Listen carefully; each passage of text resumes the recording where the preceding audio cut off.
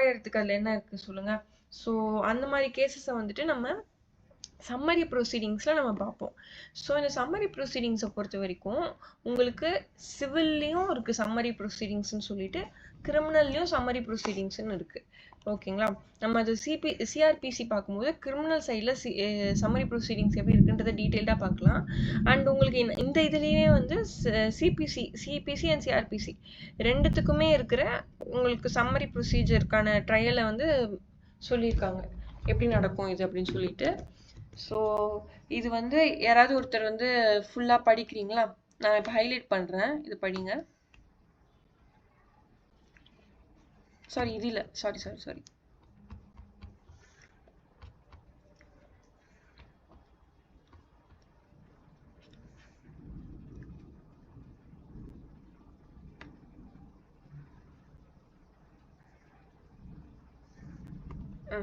இது ரெண்டு படிங்க பார்ப்போம்.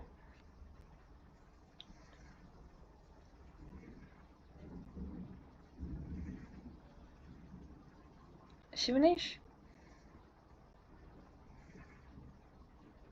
இருக்கீங்களா? இது படிங்கப்பா.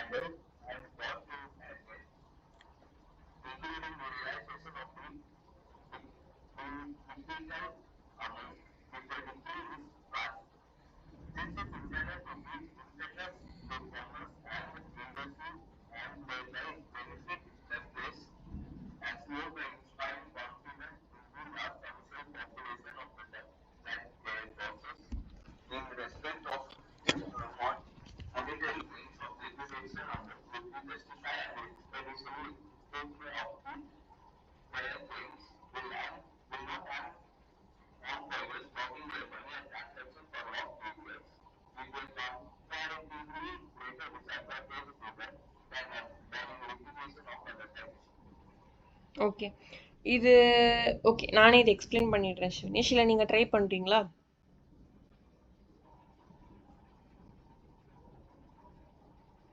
சரி, ஓகே, ஒன்றும் பிரச்சனை இல்லை, நான் சொல்லிடுறேன். இப்போது பேசிக்காக வந்து உங்களுக்கு சம்மரி ப்ரொசீஜர்னால் நான் என்ன சொல்லிடுறேன், இது வந்து உங்களுக்கு கோர்ட் டைம் சேவ் பண்ணுறதுக்காக கொஞ்சம் இந்த மைனராக இருக்கிற அஃபென்சஸ், பெட்டி அஃபென்சஸ் எல்லாத்தையுமே போத் சிவில் அண்ட் கிரிமினல் ப்ரொசீஜரில் அந்த ஸ்டேஜஸ் பார்த்தோம் பார்த்தீங்களா? இப்போ இது நம்ம பார்த்த அந்த 8 ஸ்டேஜ் வந்துட்டு அது சிவில் கேசஸ்க்கு, சரிங்களா? இப்போ அந்த 8 ஸ்டேஜில் கேஸோடைய இதை பொறுத்து எந்தெந்த ஸ்டேஜ் எடுத்துடணுமோ எடுத்துட்டு கொடுப்பாங்க. லைக் அது வந்து என்னன்னா உங்களுக்கு கோர்ட்டோட டைமை சேவ் பண்ணுவோம் அது, சரிங்களா? ஸோ ஸ்பீடியாக உங்களுக்கு ஸ்பீடி டிஸ்போசல் ஆஃப் கேஸஸாக இருக்கும். ஸோ நீங்கள் என்ன இந்த ப்ரொசீஜரல் ஆஸ்பெக்ட்லாம் வந்து பார்த்தீங்கன்னா உங்களுக்கு டைமையும் அதிகப்படுத்தலாம் அண்ட் டைமை சேவ் பண்ணணும்னு நினச்சாலும் பண்ணலாம். ஸோ அந்த பர்பஸ்க்காக தான் இந்த ப்ரொசீஜரல் இதெல்லாம். இப்போது உங்களுக்கு இந்த சம்மரி ப்ரொசீஜர் அப்படின்றப்போ இந்த கேஸில் இந்த நவீன் சந்திர பாபுலால் இந்த கேஸில் பார்த்தீங்க என்ன சொல்லியிருக்காங்கன்னா, இது வந்து குஜராத் ஹைகோர்ட் கொடுத்த கேஸு. ஸோ உங்களுக்கு இப்போ இந்த மெட்ரோபாலிட்டன் சிட்டிஸ்லாம் இருக்குது பார்த்தீங்களா? இப்போது லைக் இதுக்கு மட்டும்தான் சம்மரி ப்ரொசீஜர்ன்ற மாதிரி கிடையாது, பட் மெஜாரிட்டியான கேஸ் இப்படி தான் இருக்கும். இப்போது இந்த கமர்ஷியல் கேசஸ், கமர்ஷியல் லாவை கேசஸ். இப்போ எக்ஸாம்பிளுக்கு செக் பவுன்ஸ் கேஸ், அதுதான் வந்து ஒரு பெர்ஃபெக்ட் எக்ஸாம்பிள் இந்த சம்மரி ப்ரொசீஜருக்கு. இப்போ செக் பவுன்ஸ் கேசஸ், இப்போ நம்ம நெக்ஸ்ட் நெகோஷியபிள் இன்ஸ்ட்ருமெண்ட்ஸ் ஆக்ட் படிப்போம். அதில் வந்து செக்ஷன் 138ன்னு ஒன்று இருக்குது. ஸோ அதில் தான் வந்து உங்களுக்கு செக் பவுன்ஸ் கேசஸ்ன்னு வரும். என்ன அப்படின்னா, இப்போ நீங்கள் வந்துட்டு, இப்போ நான் வந்து உங்களுக்கு ரஷீத்க்கு வந்துட்டு நான் கொடுக்க வேண்டிய காசு, நான் ஏதோ அவருக்கு கொடுக்கணும், ஒரு டெப்ட் பண்ணியிருக்கேன். லைக் நான் அவருக்கு ஏதோ ஒரு பேமெண்ட் பண்ணணும் அப்படின்னோ, இல்லை அவருக்கு வாங்கின கடனை நான் இப்போ திருப்பி கொடுக்குறேன். இதை வந்து by the means of cheque நான் எழுதி கொடுக்குறேன் அப்படின்னா, இப்போ செக்குன்றது என்னதுப்பா? அது it is a negotiable instrument. இந்த செக்கு, ப்ராமிசரி நோட்டு, இது எல்லாமே வந்துட்டு உங்களுக்கு நெகோஷியபிள் இன்ஸ்ட்ருமெண்ட் அது, சரிங்களா? ஸோ அது வந்து ஒரு பேப்பர், பட் அதில் என்ன இருக்குது உங்களுக்கு, அதில் வந்து உங்களுக்கு ஒரு ரைட்ஸ் அண்ட் டியூட்டிஸை க்ரியேட் பண்ணி விடுது. நான் இதை உங்களுக்கு இவ்வளோ காசை நான் பண்ணுறேன் அப்படின்றதுக்கான ஒரு பத்திரம் மாதிரி இருக்குது, சரிங்களா, இந்த செக்கு. ஸோ இதுதான். இப்போது இந்த செக்கில் நான் உங்களுக்கு காசு நான் ரஷீதுக்கு செக் கொடுக்குறேன். நான் இவ்வளோ அவருக்கு நான் கொடுக்க வேண்டிய காசுக்கு நான் கொடுக்குறேன். நான் சும்மா அவருக்கு சும்மா கொடுத்ததெல்லாம் வந்து கணக்கு வராது. நான் அவர்கிட்ட இருந்து ஏதோ பொருள் வாங்கியிருக்கேன், இல்லைன்னா அவர்கிட்ட நான் ஏதோ கடன் வாங்கியிருக்கேன், அதை நான் இப்போ திருப்பி கொடுக்கறதுக்காக நான் ஒரு செக் கொடுத்துருக்கேன். இப்போ அந்த செக் வந்துட்டு நான் கொடுத்து அதை அவர் போய் பேங்க்ல போய் கொடுக்குறப்போ பவுன்ஸ் ஆயிடுச்சு. ஏன் அப்படின்னா, இப்போ நான் என் அக்கௌண்ட்லேயே நான் சஃபிஷியன்ட் பேலன்ஸ் இல்லை, அந்த காசை அவர் எடுக்கிற அளவுக்கான பேலன்ஸ் என் அக்கௌண்ட்ல இல்லை. அப்படி இருக்கிறப்போ செக் வந்துட்டு ரிட்டர்ன் ஆகிடும், சரிங்களா, டிஸ்ஆனர் ஆகிடும். ஸோ அந்த மாதிரி நான் பண்ணியிருக்கிறேன் அப்படின்னா நான் வந்து லயபிள் இந்த ஐஸ் ஆஃப் லா. இது வந்து கிரிமினல் லைபிலிட்டியும் இருக்குது, இதில் சிவில் லைபிலிட்டியும் இருக்குது. ஸோ இது வந்து ஒரு கமர்ஷியல் ஆஸ்பெக்டில் இருக்க ஒரு இது மோஸ்ட்லி எப்படி வரும், ஒரு பிஸ்னஸ் ரிலேட்டட் ரிலேஷன்ஷிப்பில் தான் இந்த பிரச்சனையே வரும் உங்களுக்கு. ஸோ இது வந்துட்டு உங்களுக்கு இதை வந்து ரொம்ப டீட்டெயில்டாக ஏதோ கொலை குத்தம் பண்ண மாதிரி உங்களுக்கு ரொம்ப டீட்டெயில்டாக பார்க்க இது இல்லை.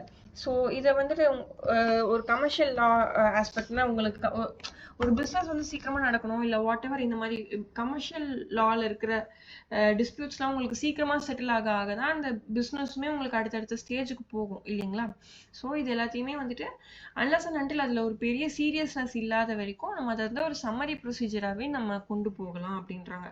ஸோ இதுதான் வந்து சம்மரி ப்ரொசீஜருக்கான ஒரு லைக் அதோடைய பர்பஸே இதெல்லாம் தான் அப்படின்ற ஒன் ஆஃப் த பர்பஸே இதெல்லாம் தான் அப்படின்னு சொல்கிறாங்க.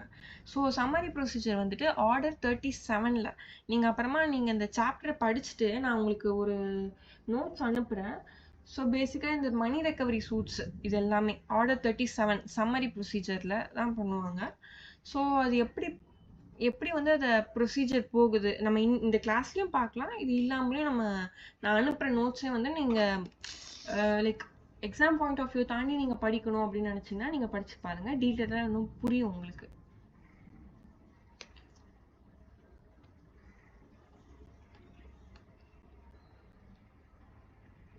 ஸோ இப்போ இதெல்லாம் பார்க்க போகிறோம், சரிங்களா? ஜிபிகா இது படிக்கிறீங்களா?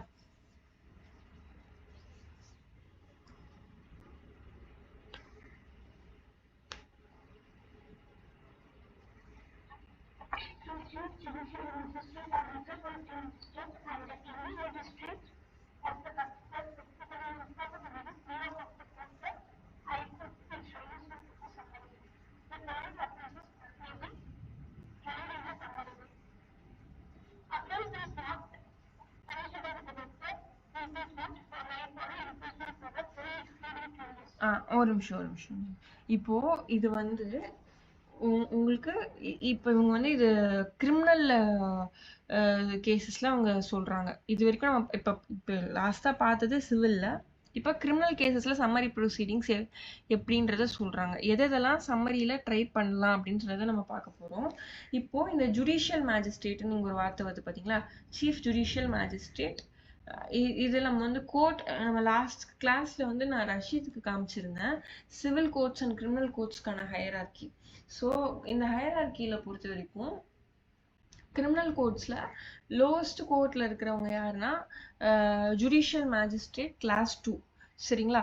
இவங்களுக்கு அடுத்தது இருக்கவங்க ஃபர்ஸ்ட் கிளாஸ். ஸோ அதுக்கும் அடுத்து இருக்கிறவங்க சீஃப் ஜுடிஷியல் மேஜிஸ்ட்ரேட் ஆர் அந்த சப்ஜட்ஜுன்னு சொல்லுவாங்க.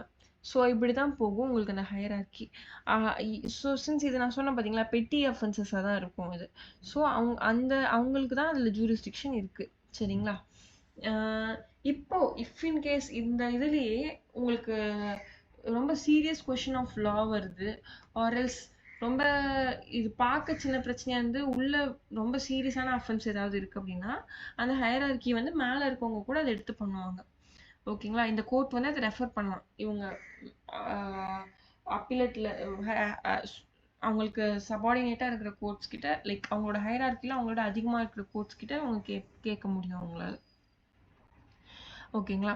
இப்போ நம்ம ஃபர்ஸ்ட் வந்துட்டு எது இதெல்லாம் ஆகாதுன்றதை பார்க்க போறோம். இப்போ ஜிபிகா படிச்சாங்க offence not punishable with death or imprisonment of life. So இதெல்லாம் வந்து உங்களுக்கு ஒரு ஹீனியஸ் அஃபென்ஸ் பார்த்தீங்களா, அதெல்லாம் இவங்களோட கண்ட்ரோலுக்கு வராது. Or imprisonment or for a term exceeding 2 years. So 2 yearsக்கு மேலே இருக்கிற அஃபென்ஸ்க்கு எதுவுமே இவங்க இந்த சம்மரி ப்ரொசீடிங்ஸில் எடுத்துகிட்டு வந்து ட்ரை பண்ண முடியாது அப்படின்னு சொல்கிறாங்க. ஸோ 2 yearsக்குள்ளே இருக்கிற அஃபென்சஸ் முடியுமா? முடியும். சரிங்களா? நெக்ஸ்ட் படிங்க ஜிபிகா.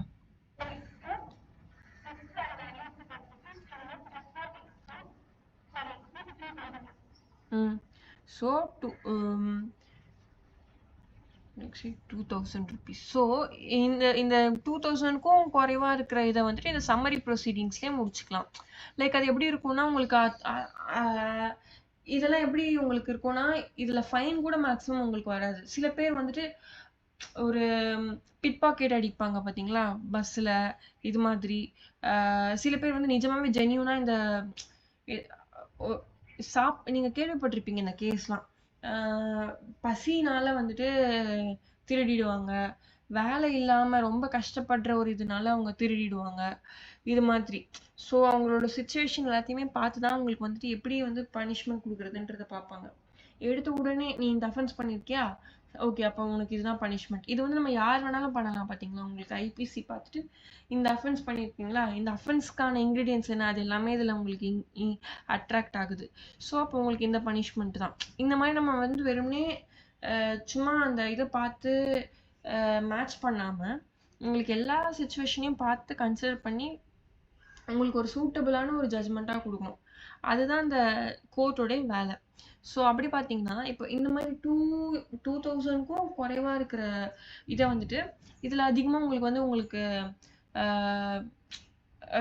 ஒரு ஒரு சீரியஸாக ஒரு ஆர்கியூமெண்ட்ஸு, சீரியஸாக உங்களுக்கு கிராஸு அப்படி இப்படின்ட்டு எதுவும் போகாது. உங்களுக்கு ரொம்பவே சிம்பிளாக என்ன அதை வந்து அவங்க அட்மிட் பண்ணிக்கிட்டாங்கன்னா சம்டைம்ஸ் எதுவுமே இல்லாமல் லைக் பெனால்ட்டி அண்ட் இது எதுவுமே இல்லாமல் அவங்க ஜென்யூனான ரீசனுக்காக ஏதாவது பண்ணியிருக்காங்கன்னா பனிஷ்மெண்ட்டே இல்லாமல் அவங்கள அக்யூட் பண்ணியும் இருக்கிறாங்க. ஸோ அது அந்த சுச்சுவேஷனை பொறுத்து மாறும். சரிங்களா? அடுத்து தேர்ட்.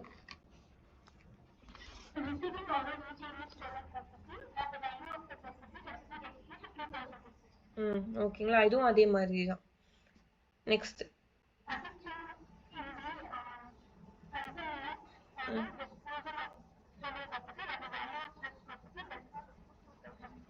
கன்சீல்மெண்ட்னா என்னது ஜிபிகா, தெரியுங்களா? கன்சீல்மெண்ட்னா மறைச்சி வைக்கிறது. இப்போ ஒருவேளை நான் உங்ககிட்ட இருந்து நான் ஒரு ப்ராப்பர்ட்டி நான் திருடிக்கிட்டு வந்துட்டேன், அதை நான் வந்து மறைச்சி வைக்கிறேன் பார்த்தீங்களா, அது மேபி நான் மறைச்சாலும் சரி இல்லை நான் மறைக்கிறதுக்கு ஹெல்ப் பண்ணாலும் சரி, அதுக்கு பேர் கன்சீல்மெண்ட். அடுத்து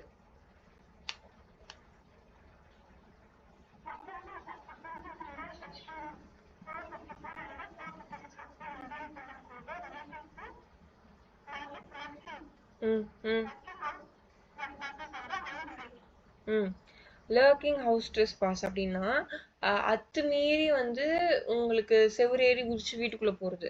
ஸோ அண்ட் ஆல்சோ உங்களோட அந்த இதை வந்து வீட்டுக்குள்ள போறாங்க அப்படின்னா என்ன, லைக் வீட்டை வந்து டேமேஜ் பண்றது, லைக் அந்த கதவு உடைக்கிறதா இருக்கட்டும் ஒரு வாட் எவர், அதுதான் வந்து ஹவுஸ் பிரேக்கிங் சொல்றாங்க.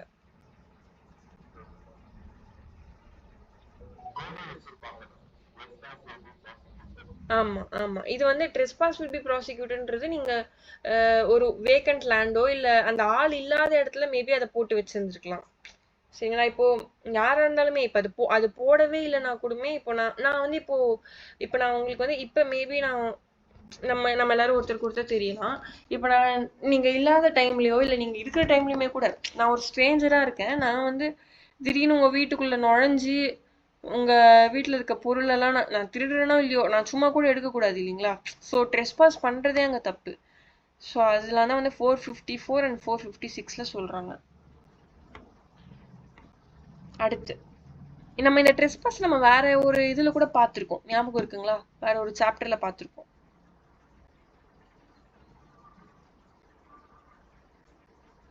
ஞாபகம் இல்லைங்களா? டாட்ஸ்ல வந்து பார்த்திருக்கோம் ட்ரெஸ்பாஸ் பத்தி.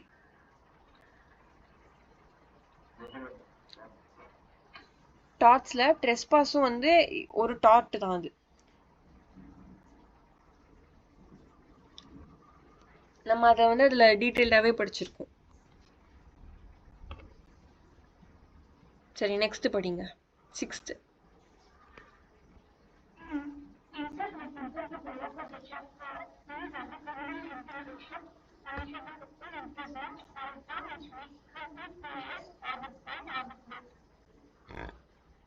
ம் ஸோ நான் வந்து இங்க தூண்டி விடுறேன். லைக் அபேட்மெண்ட் அபெட் பண்றேன். லைக் இப்போ நீங்க இதெல்லாம் நிறைய படத்துல கேள்விப்பட்டிருப்பீங்க. ஆஹ் தப்பு செய்யறவன் மட்டும் குற்றவாளி கிடையாது. ஸோ அந்த தப்பு செய்யற தூண்டுறவங்களுமே குற்றவாளி தான். ஸோ அதுதான் இப்போ எனக்கு நல்லாவே தெரியும். இப்போ நான் வந்து இப்போ ஒரு விஷயம் இப்போ நான் வந்து ஒருத்தவங்களோட கண்டிஷனை பார்த்துட்டு ஒரு அன்சவுண்ட் மைண்ட் இருக்காங்க. இப்போ அவங்க வந்து ஏதாவது ஒரு இது பண்ணிட்டாங்க. இப்போ எக்ஸாம்பிளுக்கு நீங்க இந்த படத்துல எல்லாம் பார்த்திருப்பீங்க. ஆம், ஒரு விஜய் ஆண்டனி படத்துலலாம் பார்த்திருப்பீங்க. மைனர்ஸை வச்சுட்டு கொலை பண்ணுவாங்க. ஏன் இந்த லியோ இது மாஸ்டர்லலாம் கூட வரும். மைனரை வச்சு கொலை எல்லா ஃப்ராடையும். என்னது? விக்ரம்ல மைனர்ஸ்லாமா வருவாங்க? தெரியல, எனக்கு ஞாபகம் இல்ல. இந்த இது இருக்குல்ல, மாஸ்டர் படம் இருக்குல்ல, அதுல அந்த ஜூனைல்ஸ்லாம் இருக்காங்க பாத்தீங்களா? அவங்க வந்து இப்போ அவங்கள தான் வந்து அவங்க டார்கெட்டா வச்சு அவங்க மூலமா எல்லா அஃபென்ஸையும் பண்றாங்க. கொலை பண்ண வைக்கிறது, ட்ரக்ஸ் விற்க வைக்கிறது, இது எல்லாத்தையும் பண்ணிக்கிட்டு இருக்காங்க. ஏன் அப்படின்னா அவங்க வந்து எக்ஸெப்ஷன். இப்போ அவங்க ஏதாவது ஒன்று பண்ணா அவங்கள சீர்திருத்த பள்ளியில தான் போடுவாங்க. ஸோ அவங்கள பனிஷ் பண்ண மாட்டாங்க. ஆல்சோ இப்போ ஒருவேளை நான் இப்போ ஒரு அன்சவுண்ட் மைண்டா இருக்காரு. அவரை வந்து வெளியே அவர் ஏதாவது சொல்லி நான் தூண்டி விட்டா அவர் போய் ஏதாவது பண்ணிடுவார் யாரையாவது. அந்த கண்டிஷன்ல தான் இருக்காரு. பட் அவர் வந்து ஒரு அன்சவுண்ட் மைண்ட் பர்சன். ஆனா இவரை இப்படி தூண்டி விட்டா இப்படி நடக்கும்னு எனக்கு நல்லாவே தெரியும். ஸோ நான் டைரக்டா பண்ணாம இவங்களெல்லாம் ஒரு கருவி மாதிரி யூஸ் பண்ணி நான் ஏதாவது பண்றேன் அப்படின்னா நான் பண்றதுக்கு பேர் வந்து அபெட்மெண்ட், தூண்டி விடுறது. ஸோ அதுவுமே இதுல லைக் அந்த மாதிரி நான் பண்ற அஃபென்ஸ் வந்து ஒருவேளை 2 இயர்ஸ்க்கு குறைவா இருக்குதுன்னா இப்ப நான் தூண்டி விடுறேன் அப்படின்னா I will be equally liable as அந்த அஃபெண்டர். நான் அந்த பர்சன் எந்த அளவுக்கு லயபிளோ அதே அளவுக்கு தான் நானும் தூண்டி விடுற நானுமே லயபிளா இருப்பேன். அப்படி இருக்கிறப்போ அந்த அந்த அஃபென்ஸ் வந்து ஒரு வேளை 2 இயர்ஸ்க்கும் கம்மியான 2 இயர்ஸ் இம்ப்ரெசன்மெண்ட்டுக்கும் கம்மியான அஃபென்ஸா இருக்கு அப்படின்னா அதை வந்து சம்மரி ட்ரையல்ல பண்ணுவாங்க அதை. ஓகேங்களா? அடுத்து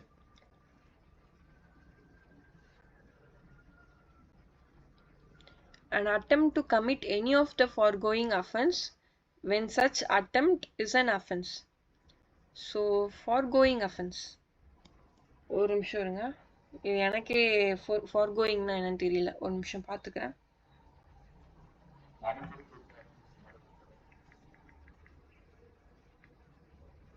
தெரியலீங்களே, இது வருங்க.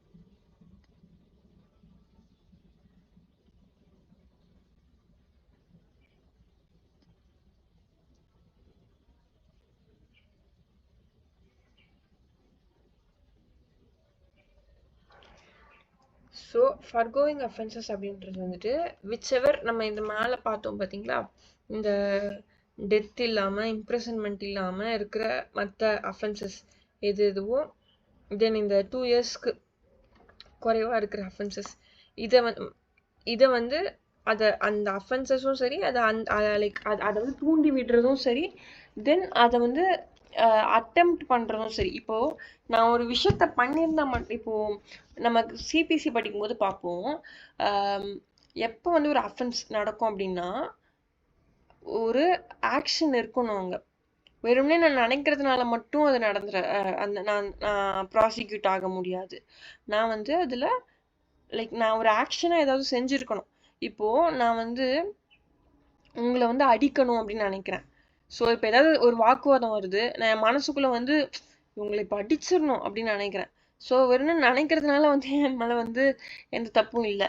பட் நான் ஒருவேளை உங்களை அடிச்சிட்டேன், ஒரு ஆக்ஷன் இருக்குது அப்படின்றப்போ அது வந்து ஆக்ஷன் அப்படின்றதும் உங்களுக்கு ஒரு நம்ம அதில் பார்ப்போம், கல்பபிள் ஹோமிசைடுலாம் ஒரு விஷயம் இருக்குது. வெறுமே அதில் வந்து உங்களுக்கு ஒரு மாலிஃபைடு இன்டென்ஷன் இருக்கணும் அதில், சரிங்களா? அப்படி ஒரு ஆக்ட் கான்ஸ்டியூட்டட் வித் அந்த மாலிஃபைடு இன்டென்ஷன், அப்போ தான் அது அஃபென்ஸாக மாறுது அது.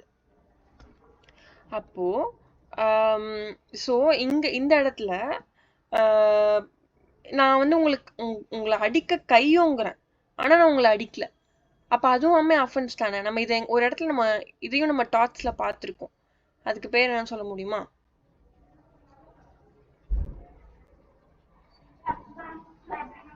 Correct, super.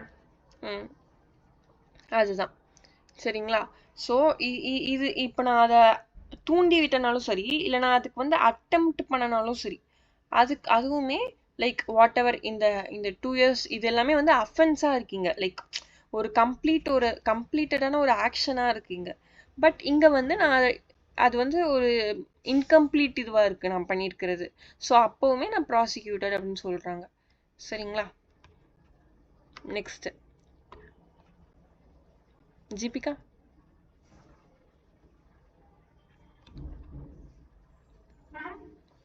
இந்த பாயிண்ட்டும் படிச்சிருக்கீங்க.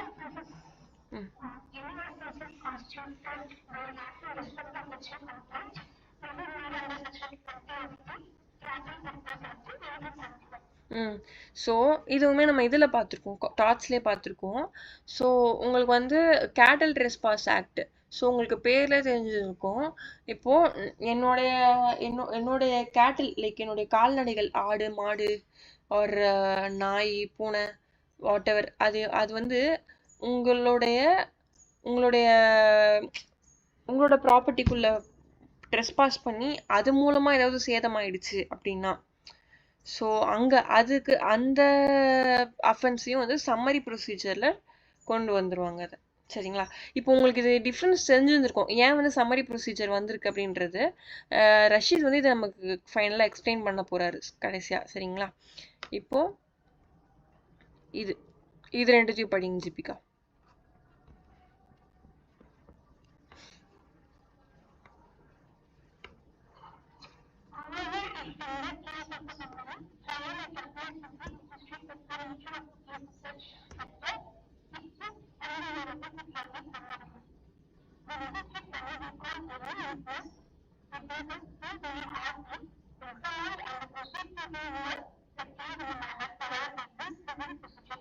ஒரு நிமிஷம்.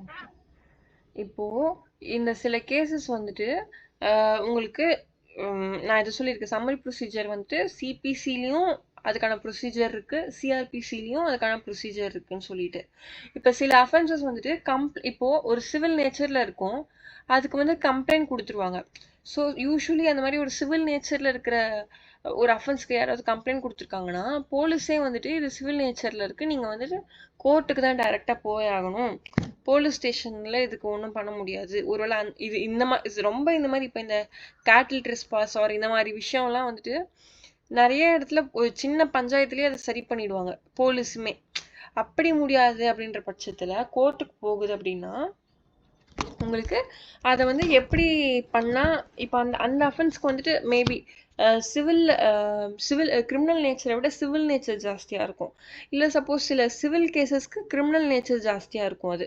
ஸோ இதெல்லாம் இன்னும் நம்ம படிக்க படிக்க இன்டெப்த்தாக போய்கிட்டே இருக்கும் இதெல்லாமே.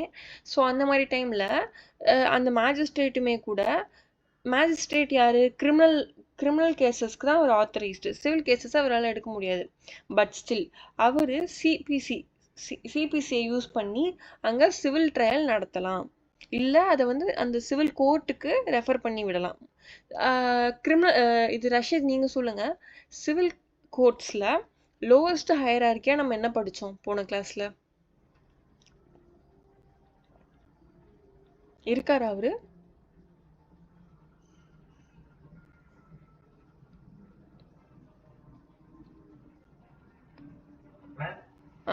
சொல்லுங்க. நம்ம ஹையரார்க்கி பார்த்தோம்ல ரஷீத். இப்போ கிரிமினல் கோர்ட்ஸ்ல நாங்கள் லோவஸ்ட் ஹையரார்க்கியில் இருக்கிறதுல கடைசி கோர்ட்டு, சின்ன கோர்ட்டு அப்படின்றது வந்துட்டு ஜுடிஷியல் மேஜிஸ்ட்ரேட் கிளாஸ் 2ன்னு பார்த்தோம். Civil கோர்ட்ஸ்ல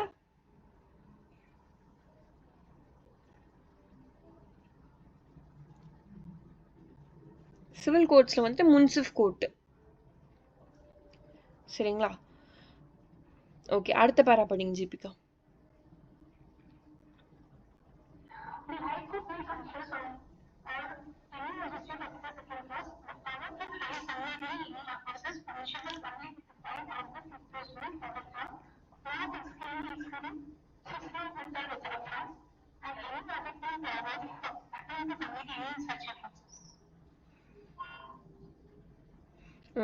okay. ஸோ இது வந்து ஜுடிஷியல் மேஜிஸ்ட்ரேட்டுக்கு அந்த பவர் இருக்குது. யூஸ்வலி கிளாஸ் 2ல் இருக்கவங்க, கிளாஸ் 1ல் இருக்கவங்களுக்கு அந்த சம்மரி ப்ரொசீஜருக்கான இது இருக்கும். ஸோ இது இல்லாமலையும் வந்துட்டு அந்த ஹைகோர்ட் வந்து வேற மற்ற இதில் இருக்கிறவங்களுக்குமே இந்த பவர்ஸை கொடுக்கலாம். இதெல்லாம் ஏன் அப்படின்னா உங்களுக்கு இன்னமும் அந்த ஸ்பீடி டிஸ்போசல் ஆஃப் கேசஸ்க்காக தான். அந்த ட்ரையலை இன்னமும் உங்களுக்கு அது வந்து ஃபெசிலிட்டேட் பண்ணி கொடுக்கும், சீக்கிரமாக உங்களுக்கு அந்த பெண்டன்சி முடியும். ஸோ அதுக்கு தான். சரிங்களா? நெக்ஸ்ட் இப்போ சிவில் கேசஸ் பார்ப்போம். சொல்லுப்பா, சொல்லுங்க ஜிபிகா.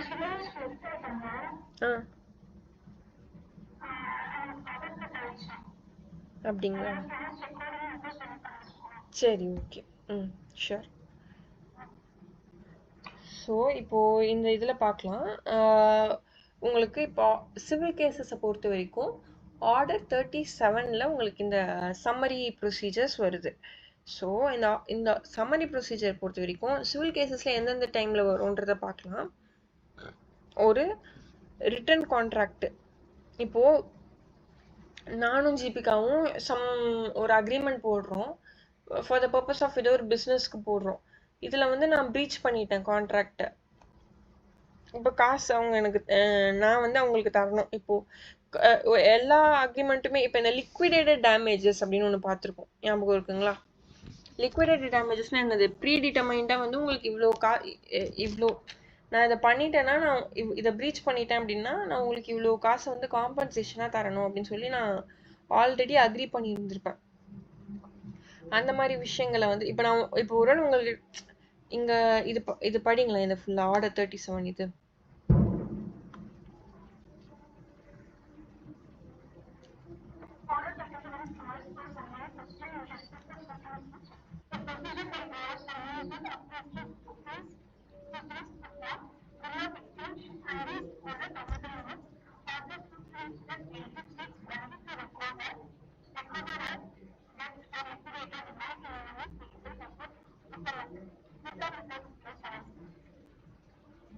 ஓகே. ஸோ இப்போ ஆர்டர் 37 பொறுத்த வரைக்கும் உங்களுக்கு பார்த்தீங்கன்னா எல்லாமே மணி ரெக்கவரி பர்பஸ்க்காக தான் இருக்கும்.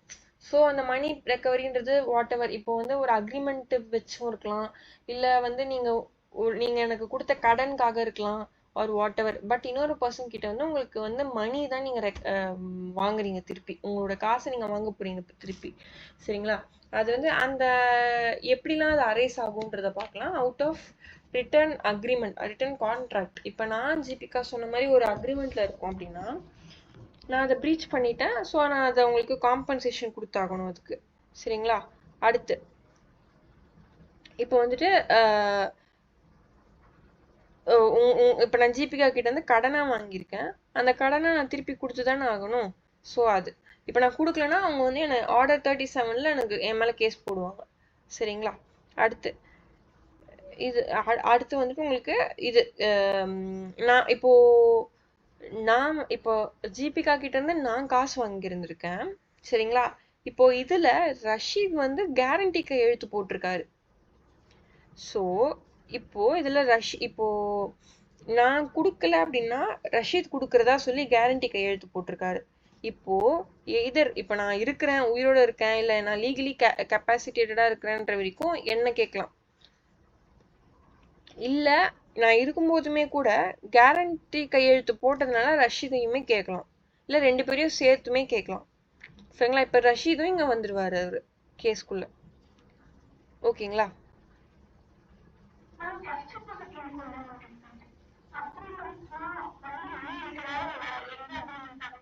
இல்ல அக்ரிமெண்ட்டே மணிக்காக இருக்காதுப்பா. இப்போ எக்ஸாம்பிளுக்கு நான் வந்து நம்ம அக்ரிமெண்ட் போடுறோம்.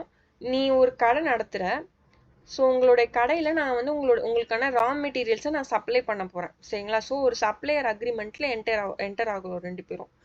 இப்போ நான் உங்களுக்கு சொன்ன டேட்டில் நான் வந்து அந்த எல்லா அக்ரிமெண்ட்ஸ்லையுமே பார்த்தீங்கன்னா ஒரு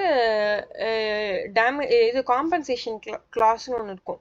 ஆர் அப்படி இல்லைனாலுமே அது அன்லிக்விடேட்டடாக கூட இருக்கலாம். லிக்விடேட்டட் அப்படின்றது ஒரு ப்ரீ டிட்டர்மைண்டாக இப்போ வந்து இந்த இந்த இந்த அக்ரிமெண்ட்ல சம்மந்தப்பட்ட 2 பார்ட்டி வந்து யாராவது ப்ரீச் பண்ணுறாங்க அப்படின்னா இன்னொரு பார்ட்டியை வந்துட்டு இண்டெம்னிஃபை பண்ணணும். இன்னொரு பார்ட்டிக்கு இவ்வளோ காம்பன்சேஷனாக இவ்வளோ கொடுக்கணும் அப்படின்னு சொல்லி ப்ரீ டிட்டர்மைன் பண்ணி வச்சுருப்பாங்க. சரிங்களா? அப்படி இல்லை பண்ணலனாலுமே பரவாயில்ல, லிக்விடேட்டடாக தான் இருக்கணும்னு அவசியம் இல்லை, அன்லிக்விடேட்டடாகவும் இருக்கலாம். ஓகேங்களா? ஸோ ஆனால் இப்போ நீங்கள் என்கிட்ட இருந்து என்ன கேட்பீங்க அந்த அந்த கேஸில்? ஸோ இவங்க வந்து இந்த சப்ளையர் இவங்க வந்து இவங்க சொன்ன டேட்டில் பண்ணலை, ஆர்எல்ஸ் சொன்ன குவாலிட்டி வந்து ரொம்ப மட்டமாக இருக்குது இவங்க பண்ணது. அதை இப்போ இவங்களால எனக்கு இவ்வளோ நஷ்டமாயிடுச்சு. ஸோ எனக்கு இவங்க கிட்ட இருந்து இவ்வளோ காம்பன்சேஷன் வேணும் அப்படின்றத தான் நீங்கள் கேட்பீங்க. இன் அடிஷன் டு தட் நீங்கள் என்ன கேட்பீங்க? ஸ்பெசிஃபிக் ரிலீஃப் கேட்பீங்க. இது வந்து நம்ம வந்து அந்த கான்ட்ராக்ட்ஸ் படிக்கும்போது நம்ம பார்ப்போம். இதை நீங்கள் வந்து இப்போது நான் பண்ணதுக்கு வந்துட்டு காம்பன்சேஷன் கேட்பீங்க. தென் நான் இப்போ வந்து நான் கொடுத்த சப்ளை வந்து உங்களுக்கு அது quality up to the quality இல்லை, ரொம்ப மட்டமாக இருக்குது அப்படின்னா நீங்கள் எனக்கு திருப்பியும் வந்து நீங்கள் சப்ளை பண்ண சொல்லுவீங்க. ஆர்எல்ஸ் வந்து நான் ஒழுங்காக பண்ணலை அப்படின்னா நீங்கள் அந்த டேட்டுக்குள்ளே நான் பண்ணலை அப்படின்னா அதுக்கான இதை வந்து காஸ்ட்டை வாங்கிட்டு தென் நீங்கள் அந்த பொருளை சப்ளை பண்ண சொல்லுவீங்க.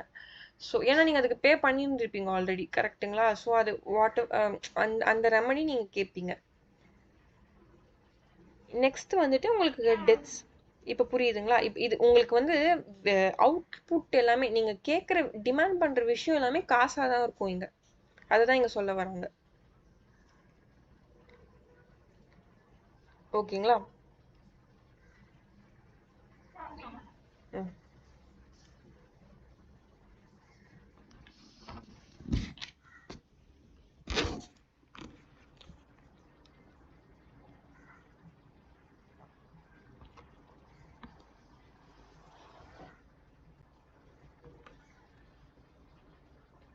இது படிங்க ஜிபிகா.